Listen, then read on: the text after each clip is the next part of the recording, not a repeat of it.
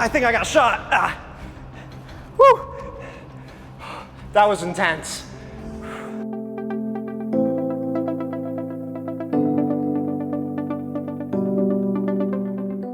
Welcome to City Chronicles, the show where we take you behind the scenes at different City of Midland departments. From Midland Fire to Public Works, we'll deep dive into daily routines, see what keeps Midland running, and I will even put myself to the test to see if I've got what it takes to be a part of the team.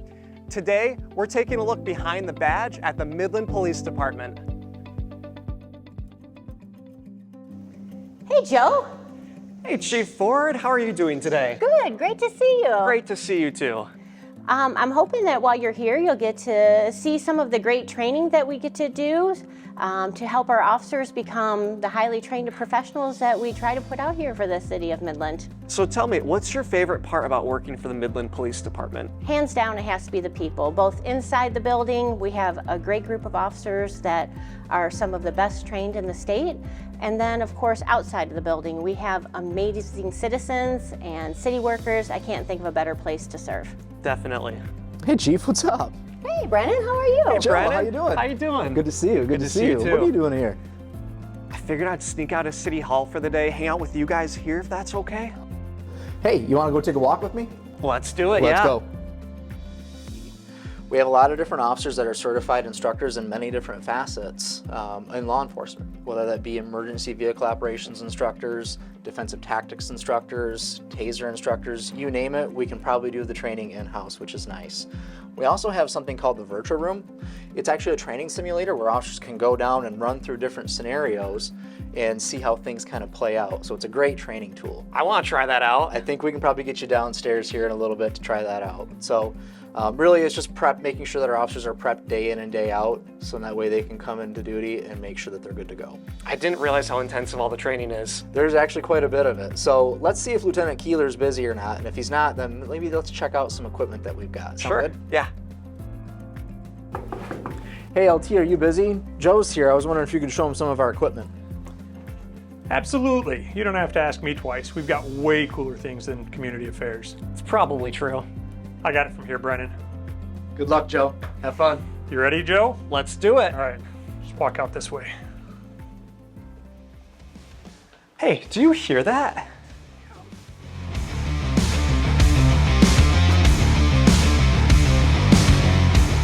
Yeah, let's not even ask.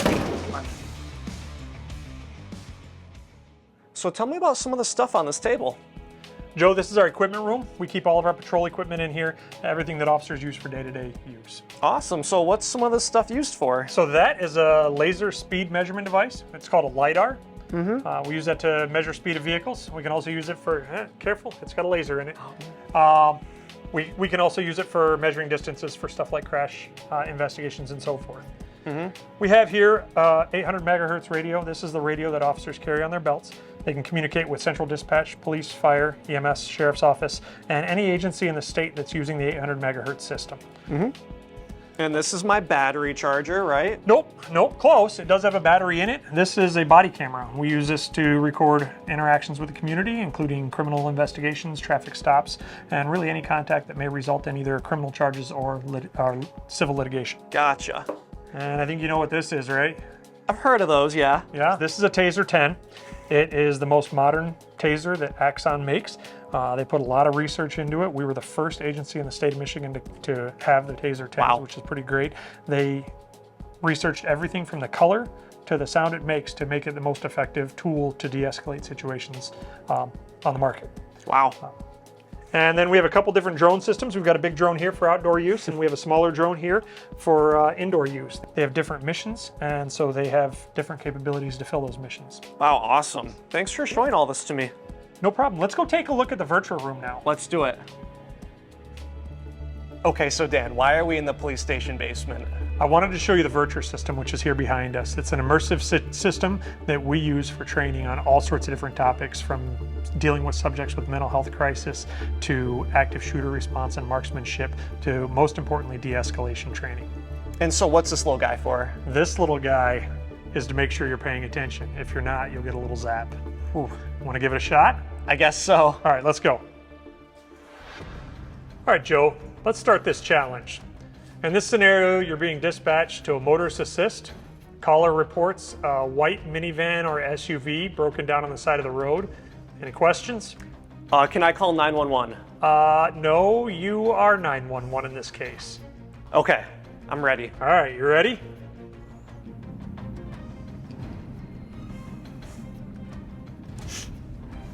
Okay, I see the vehicle. Hello? Officer.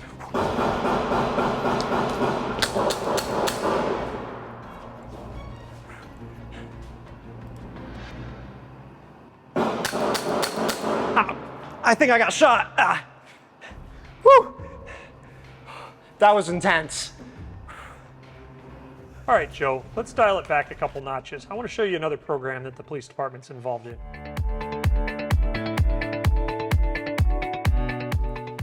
Hey, Officer Newman. How's it going, Joe? Not too bad. I enjoyed learning about all your guys' equipment, the training exercises, the Virtuo Simulator, and I hear there's a really cool program called Hope Not Handcuffs. Absolutely.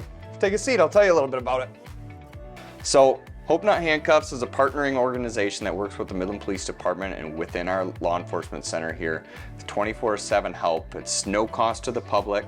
It essentially will send an advocate out from Hope Not Handcuffs for somebody who may be battling addiction and help them bridge the gap between not getting help and maybe a rehabilitation or detox or resource groups. In the event that somebody does go through with an overdose or any type of addiction, we have a QRT team, which is a quick response team that would go out to the house within 72 hours. And they are accompanied by a law enforcement officer, but it's not for legal justifications, but it brings those resources that Hope Not Handcuffs also offers right to their doorstep. Thanks for telling me about Hope Not Handcuffs. It's a really great program for the community. Absolutely, it's my pleasure. Well, I got you here. You ever heard of the NTFT? Yes, no time for tacos, right? It is not. I wish we had time for tacos, but no, it's actually our PT test for our SWAT team, and I'd love to run you through it while you're here. Let's do it. Let's go. We're still gonna get tacos, right? Oh, yeah. Right after I get the bucket, okay? This is not your average workout. This is the test that's required by the National Tactical Officers Association in order to become a SWAT operator. In order to stay on our SWAT team, you have to pass this test twice a year. The test consists of 5 brutal tests with only 3 minutes of rest in between, so there is not a lot of time to regain your composure before you're moving on to the next portion of activities. In order to score successfully on this exam, you have to have at least 30 points. Points are scored through the number of repetitions and the amount of time that it is completed within. With that being said, I'm giving Joe about a 20% chance of successfully completing this test. Ouch, but fair. So right now we're at Northwood University. This is actually where the SWAT test can be conducted for the Midland SWAT team, which is super cool. Let's give it a shot.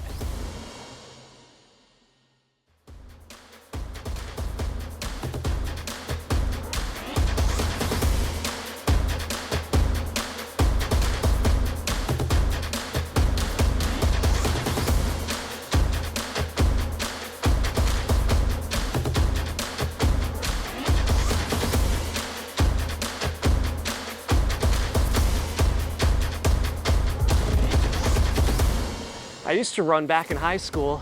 Well, that's cute. Hope you saved some for the mask run. It's a treat.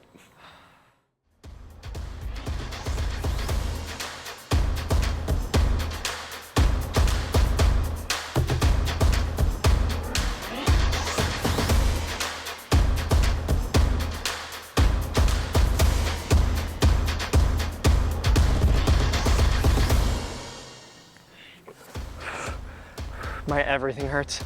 Next up is burpees.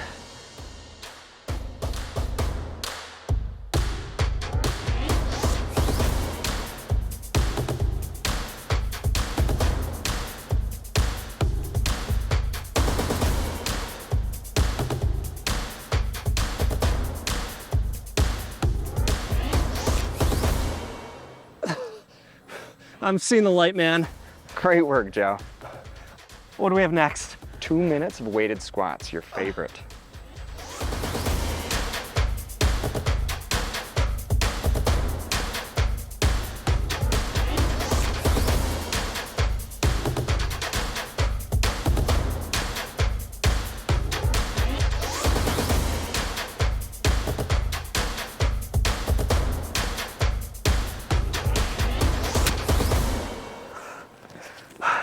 We're almost there.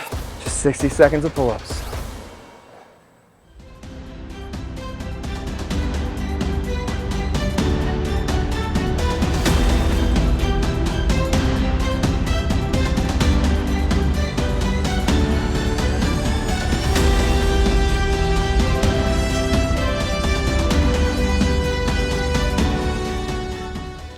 You're a beast, Nate. Great work, Joe. I can't believe we got through that. It was a pleasure. I'm glad to see you survived. That's one of the toughest things I've ever done. Tell myself that every time I have to take it twice a year. It's definitely harder than social media, I'll give you that.